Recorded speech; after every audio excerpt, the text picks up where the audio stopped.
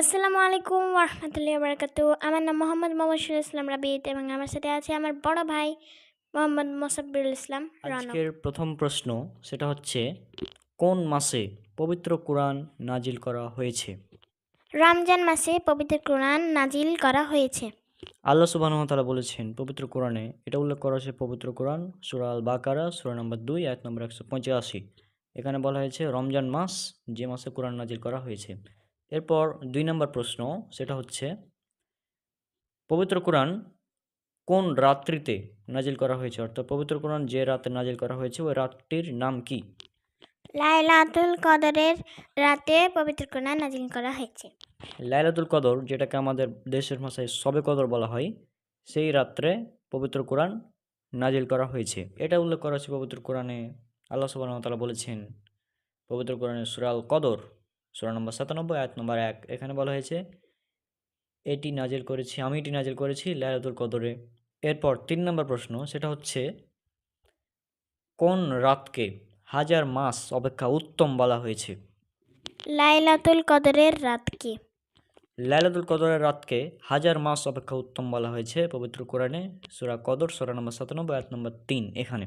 আর এখানে বলে রাখা ভালো, লাইলাতুল কদর রাসূল সাল্লাল্লাহু আলাইহি সাল্লাম বলেছেন, এটা উল্লেখ করা আছে সহিহুল বুখারীতে, কিতাবুস অর্থাৎ অধ্যায় নাম্বার হচ্ছে আপনার লাইলাতুল কদর ও এর ফজিলত, এর 2016 এবং 2017 নম্বর হাদিস। এখানে বলা হয়েছে 2016 নম্বর হাদিস যেটা, সেখানে বলা হয়েছে লাইলাতুল কদরের রাত এটি আমাকে ভুলিয়ে দেওয়া হয়েছে এবং তোমরা রমজানের শেষ বিজোড় রমজানের শেষ দশকের বিজোড় রাতগুলোতে লাইলাতুল কদর তালাশ করো। অর্থাৎ লাইলাতুল কদর এটা আমাদের তালাশ করতে হবে রমজান মাসের শেষ দশকের বিজোড় রাতগুলিতে, অর্থাৎ 21, 23, 25, 27 এবং 29।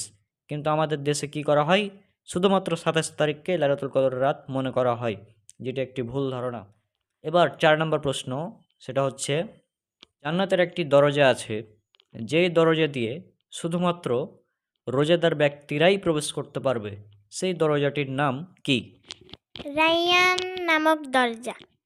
রাসূল সাল্লাল্লাহু আলাইহি সাল্লাম বলেছেন, এটা উল্লেখ করা আছে সহিহুল বুখারী কিতাবুস সাওম হাদিস নম্বর 1896 এবং সহিহুল মুসলিম হাদিস নম্বর 2600। এখানে বলা হয়েছে যে জান্নাতের রায়্যান নামক একটি দরজা আছে, যেই দরজা দিয়ে কেবল মাত্র রোজাদার ব্যক্তিরাই প্রবেশ করতে পারবে। যখন সেখানে রোজাদার ব্যক্তিরা প্রবেশ করে যাবে তখন সেই দরজাটি বন্ধ করে দেওয়া হবে, যাতে অন্য কেউ সেখানে প্রবেশ করতে না পারে। আজকের সর্বশেষ প্রশ্ন সেটা হচ্ছে, ইফতার করার সঠিক সময় কোনটা?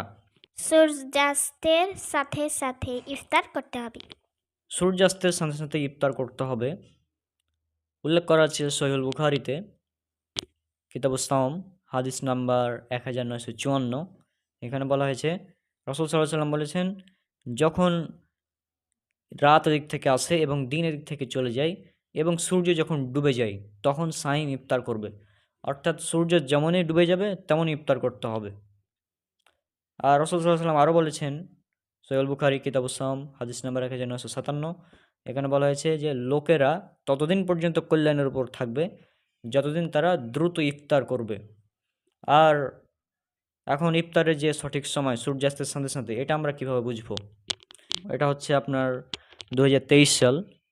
এখন কোনো কিছু করার জন্য আপনারা সূর্যাস্তের টাইমটা দেখতে যান, তো কী করতে হবে? এই জন্য আমাদের গুগলে চলে যেতে হবে, দিয়ে লিখতে হবে সানসেট হিয়ার, অর্থাৎ আপনার এলাকায় যখন সূর্যাস্ত হয় সে সময়টা লিখবেন।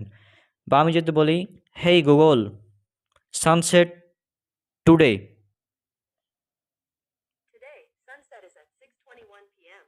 এখানে একদম সুন্দরভাবে আমার এলাকার লোকেশন সহ সানসেট কোন টাইমে হবে সেটা দেখিয়ে দিচ্ছে গুগলে, এবং এই টাইমটা দেখেই ইফতার করতে হবে। ইফতারের টাইম হচ্ছে এটাই।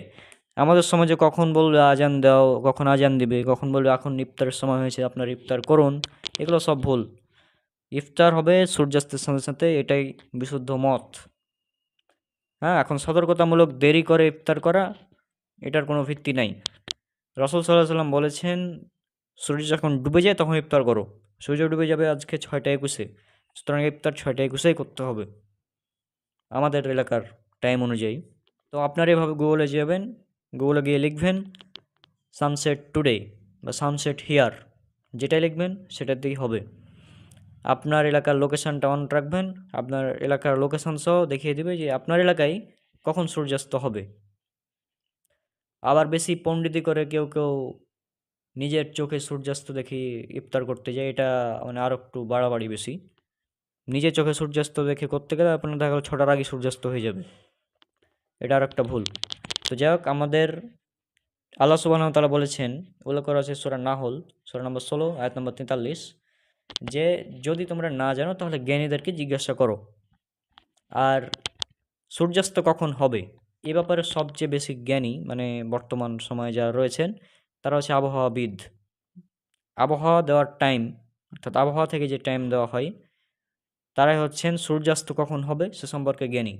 সুতরাং আমরা তাদেরকে জিজ্ঞাসা করব, অর্থাৎ গুগলে আমরা জিজ্ঞাসা করব যে সূর্যাস্তটা কখন হবে। ঠিক আছে? তাহলে ইফতারের টাইম সূর্যাস্তের সাথে সাথে গুগলে দেখে নেবেন সূর্যাস্ত কখন, সে অনুযায়ী ইফতার করবেন। এটা হচ্ছে মূল বিষয়। তো আজকের ভিডিও এখানে শেষ করছি, এবং ইনশাল্লাহ আমাদের প্রশ্ন উত্তর সিরিজ, তারপর জাল হাদিস সিরিজ, পবিত্র কোরআন আধুনিক বিজ্ঞান সিরিজ, এগুলো সবই চলবে। সবাই আমাদের জন্য অনেক অনেক দোয়া করবেন। ইনশাল্লাহ দেখা হবে পরবর্তী কোনো ভিডিওতে। ততক্ষণ আল্লাহ সুবহানাহু ওয়া তাআলা সবাইকে শান্তিতে রাখুন। আসসালামু আলাইকুম ওয়া রাহমাতুল্লাহি ওয়া বারাকাতুহু।